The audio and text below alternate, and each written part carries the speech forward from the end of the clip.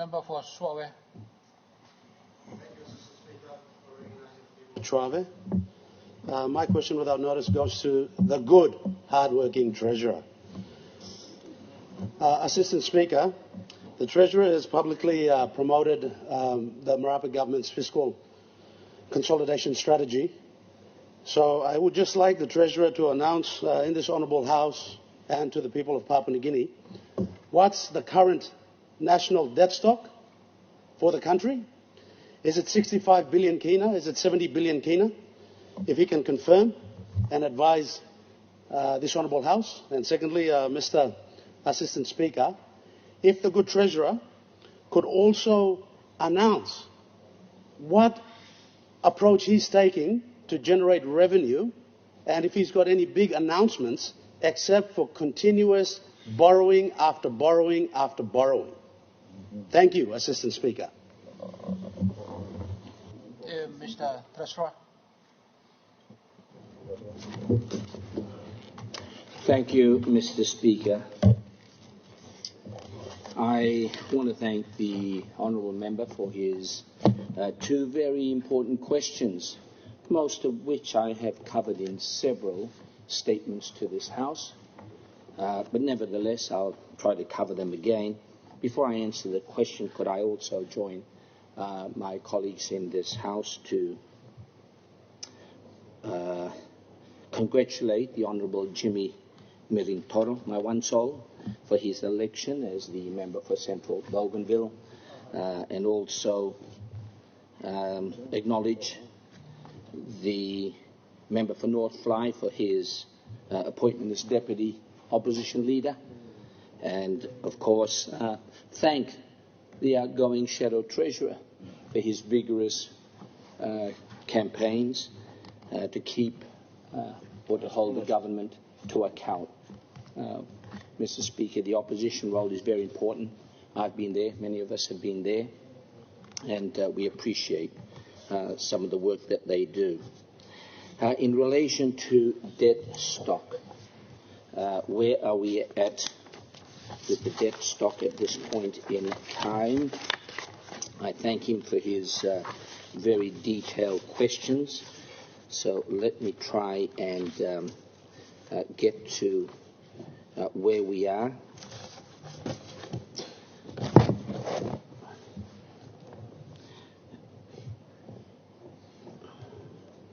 Debt, Mr. Speaker,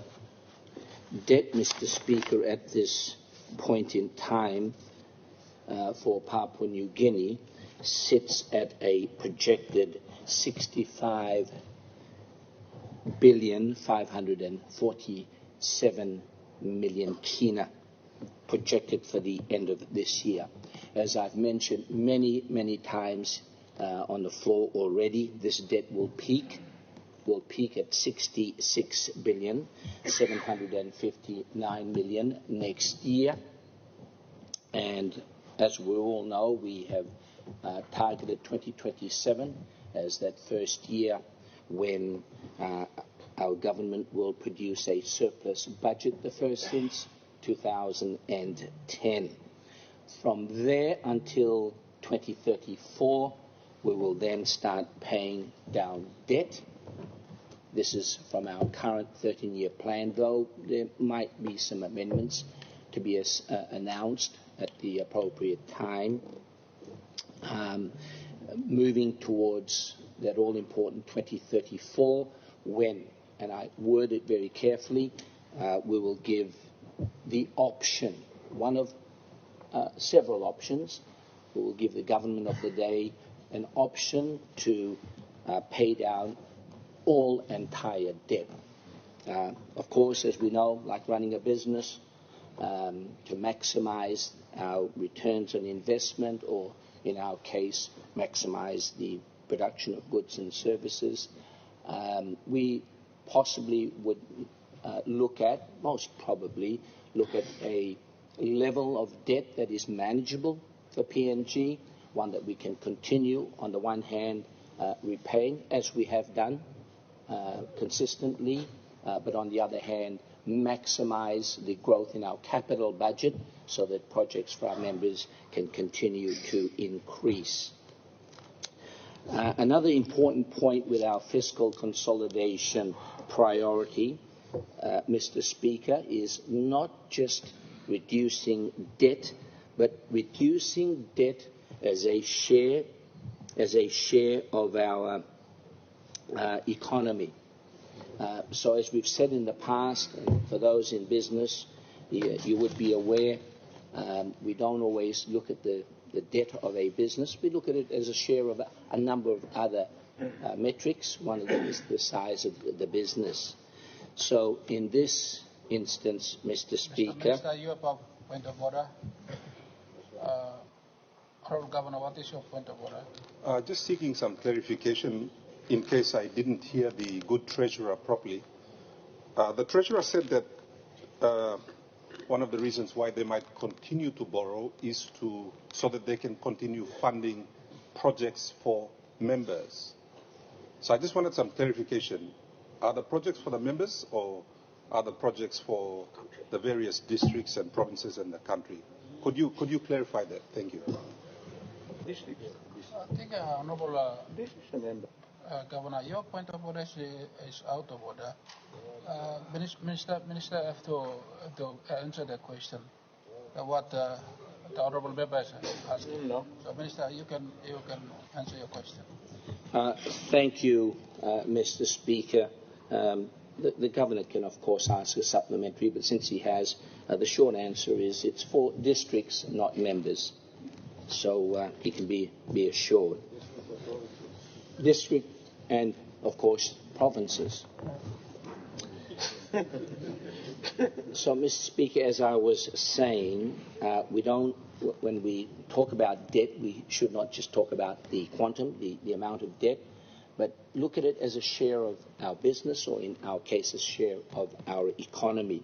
That gives you a very, very good insight and reassurance that you can continue to repay that debt. So when we look at our debt as a share of our economy, whilst our debt peaks next year, the good news is that our debt to GDP, our debt as a share of our economy, has continued to reduce.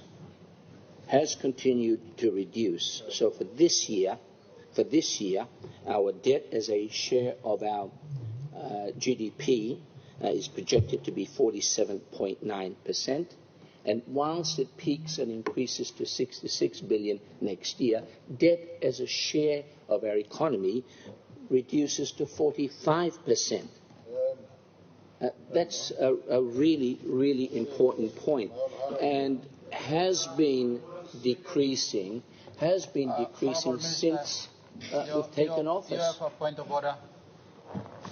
Mr. Assistant Speaker, Honourable members for Suave, what is your point of order? My point of order, Mr. Assistant Speaker, is the Treasurer cannot take credit for global commodity prices that have improved the revenue for our commodities. He can't take credit for it. I want to know what revenue interventions that he's made that will ensure that we can effectively repay debt and reduce the overall national debt stock that he's proudly just announced. Thank you. Honourable members, in trying to answer your question, sir, Minister, you can summarize the question. Yes, thank you, Mr. Speaker. If only I'm given the chance to answer these questions, then there's no need to interject. Mr. Speaker, yes, you're looking for what plans we have to increase revenue. I'm trying to answer your first question. Before I even answer that, you interrupted me to answer the second. So, Mr. Speaker, in relation to that very important question, which I think is the third time now he's asked me, and probably the seventh time I've been asked that particular question, what plans do we have, or does the government have, to increase revenue? And the answer to that, Mr. Speaker, we did launch, or I launched on behalf of the government, Marape Rosso, our 5-year medium-term revenue strategy back in 2023. This plan sets out in a comprehensive detail what we're doing to achieve growth in revenue. On the tax side, the 2025 budget provides a massive increase in funding to the IRC, including allowing them to put more staff in provinces to help crack down on stores and businesses not paying GST or tax.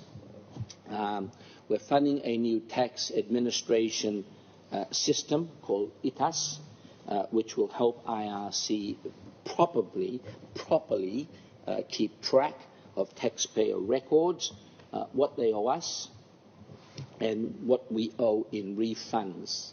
And that's an area I know that we need to implement a lot more effectively, given the large complaints we've received from the private sector. We're also funded a new GST monitoring system, which will let the IRC see at point of sale, what GST should be owed, and determine where in the country that GST is raised, information which we never used to have, or at least online, and help provide real-time data on the financial status of taxpayers before they file their returns. This new system has worked very well in countries like Fiji in lifting revenues. We've also introduced a new Income Tax Act, the first time since 1959. A project that, yes, started with the previous government, was a good initiative, and it's taken us, I think, 4.5 years in our government with the help of much technical assistance from international partners, including the IMF, which will simplify the tax system, helping businesses more easily figure out depreciation of assets, for example. We've also, and at the same time, it will help taxpayers to have a more simplified tax system, including for small businesses, with the production of a small or smaller business tax. On the non-tax side, our plan to increase revenue, we have a new Non-Tax Revenue Act, which is helping us collect a fair share from statutory authorities. And in this regard, Mr. Speaker, we've introduced a new dividend policy for the state, details of which I will attempt to table here on this Parliament, that will detail the increased revenue that we get that we're currently not. People doubted that we could achieve our ambitious growth targets for GeoPNG revenues. But, Mr. Speaker, the fact is, since 2019, we have increased government revenue by 101%. We've doubled revenue, Mr. Speaker. That's from 11.9 billion in 2019 to a projected 23.9 billion this year. That's the plan, Mr. Speaker. Stay with us, work with us, support us, and together let's keep increasing revenue, increasing our budget, and we can all benefit together. That's our districts and provinces. Thank you, Mr. Speaker.